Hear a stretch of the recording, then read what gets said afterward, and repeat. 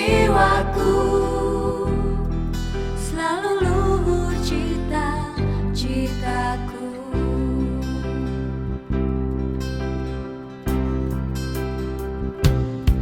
Daraku Bojonegoro, bumiku Angling Darmo, otot kawan balung wesi, otak kuat, hati sehat. Akulah Bojonegoro, rawe-rawe atas malang-malang mutu.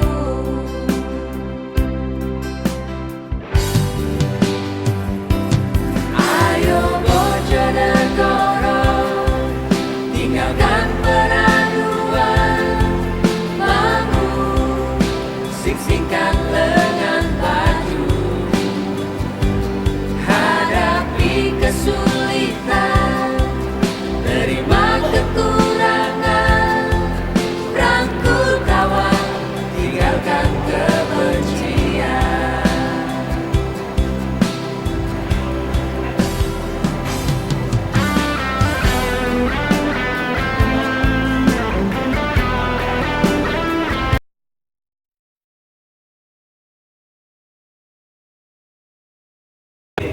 You can use to demonstrate one city has a good public space if they use it or they amplify the public space for mobility.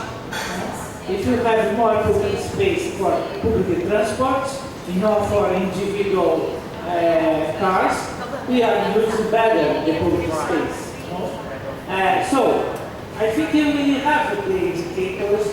The issue is how we go to connect this indicator with the other perspective is how we go to develop these territories in the perspective of the human rights.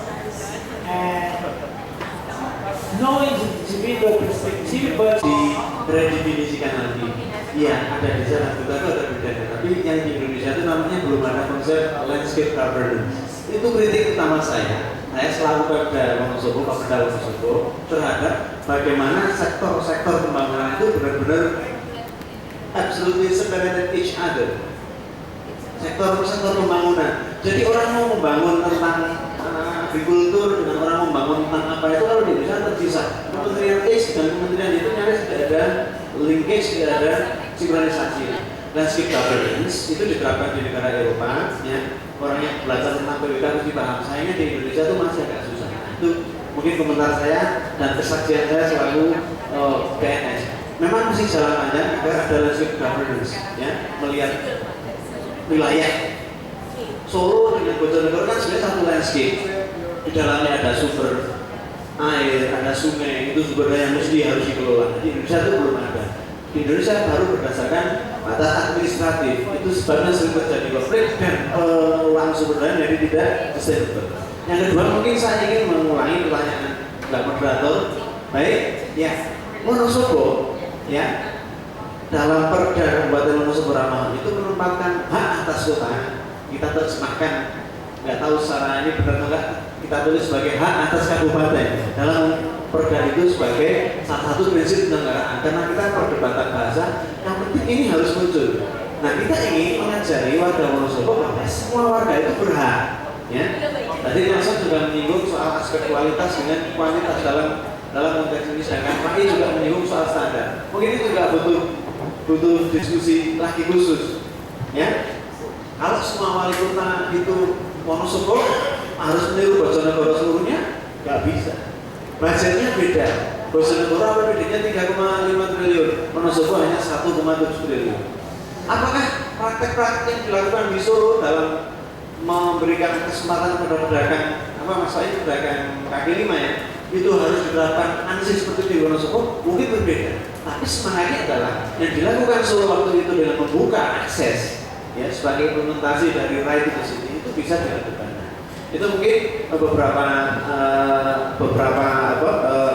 isu yang terkait dengan Wonosobo Ramahan. Nah, yang kedua, ini juga mungkin erat kaitannya dengan budaya, ya. Wonosobo itu yang dianggap sebagai modal sebagai Kabupaten Ramahan adalah nyaris tidak ada konflik horizontal. Ketika Syiah dan Ahmadiyah diburu-buru di Wonosobo, fan-fan aja gitu. Ketika apalagi sekarang ada isu yang menyangkut dengan politik di Wonosobo, sangat biasa pemuda Muhammadiyah, pemuda Banser menjaga perayaan di kuil di mana di itulah orang muda dan pemuji sangat biasa. Itu modal. Nah, saya setuju bahwa salah satu prinsip dari right to city adalah prinsip itu value dan visi. Gwangju, Korea itu mungkin merepresentasikan bagaimana value dan visi itu menyatu. Ya, value-nya adalah mereka sama-sama merasakan bagaimana represifnya rezim Korea sampai tahun 81 atau 80. Sampai akhirnya muncul Kim Dae-jung yang dianggap sebagai martir. Nah, kemudian maka Korea pasca itu dibangun dengan value yang itu.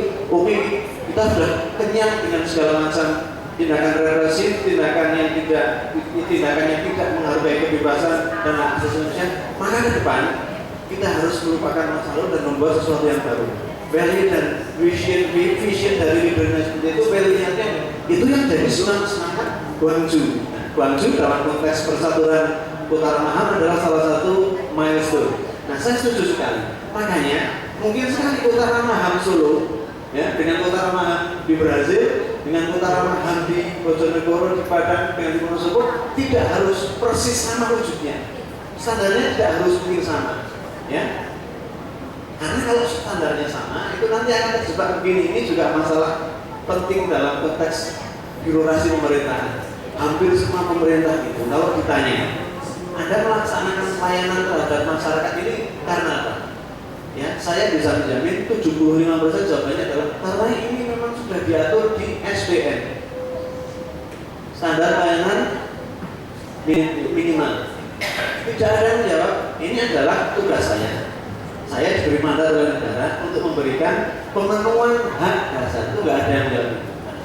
Makanya kami di Wonosobo juga melakukan transformasi karena kebanyakan mindset aktor negara itu adalah ini sudah sesuai standar, saya harus memberikan. Dia bukan berangkat dari kesadaran bahwa ini adalah pemenuhan hak dasar. Hak dasar itulah yang dijamin oleh dunia secara universal, dilindungi oleh undang-undang HAM, dan kemudian di dalam konteks Wonosobo itu diadopsi dari Perda Kabupaten Wonosobo Ramahan. Jadi kita ingin kembali ke kalau di Al-Quran itu Al-Fatihah. Al-Fatihahnya adalah aparatur itu melayani warga ya karena memang kewajibannya adalah memenuhi hak. Nah, tidak sekedar punya ada standar SPM di bidang pendidikan, setiap satuan wilayah harus ada sekolah, bukan itu.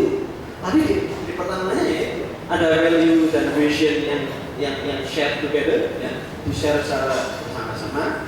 Ada hubungan antara warga dengan pemimpin yang berlangsung terus-menerus. Saya kasih acungan jempol bahwa di Solo itu ada aktivitas seperti kota kita mengajari warga untuk Anda berhak untuk perencanaan pembangunan, Anda memiliki hak akses terhadap budget. Tidak semua kabupaten memiliki seperti itu. Nah, seterusnya maka yang disampaikan Nelson dan maupun beberapa yang dilakukan oleh Idris itulah yang mendorong bahwa prinsip right to the city maupun city for all itu bisa bertumbuh. Dan kalau sudah seperti itu, prinsip-prinsip pemenuhan hak sudah diinternalisasi, itu lebih gampang pembangunan apapun itu bisa dilakukan. Kira-kira itu mungkin. Jadi dalam konteks Wonosobo kami yang kita lakukan masih jauh. Kita baru membuat perda, berusaha melakukan upaya akselerasi di 5 isu, ya, ramah terhadap anak, ramah terhadap ibu hamil, ramah terhadap lansia, ramah terhadap penyandang disabilitas, dan ramah lingkungan. Jadi itu simbolisasi kehidupan, ya. Kita sayang ke orang tua, sayang kepada ibu hamil, menyayangi anak, harus peduli lingkungan, baik lingkungan dalam konteks fisik yang kecil maupun lingkungan dalam konteks besar. Ada siklus hidrologi, ada berkurangnya sumber mata air, dan yang terakhir adalah peduli pada penyandang disabilitas. Jadi nanti kami inginnya gini, yang namanya pendidikan itu dimulai dari hal yang kecil. Ada sebuah quote dari Eleanor Roosevelt, di manakah HAM itu dimulai? Dimulai dari lingkungan sekitar kita. Ketika anak-anak, ibu-ibu, orang tua itu kita perlakukan dengan hal yang sama, ya, martabat yang sama dan kehormatan. Jadi kira-kira itu. Kesimpulan akhir saya, Mbak, yang namanya human rights ini, kota ramah HAM itu mestinya kompatibel dengan apa yang dilakukan lewat SDGs. Ya, bahwa pembangunan berkelanjutan itu bagian dari upaya untuk melakukan peradaban yang berprinsip hak asasi manusia.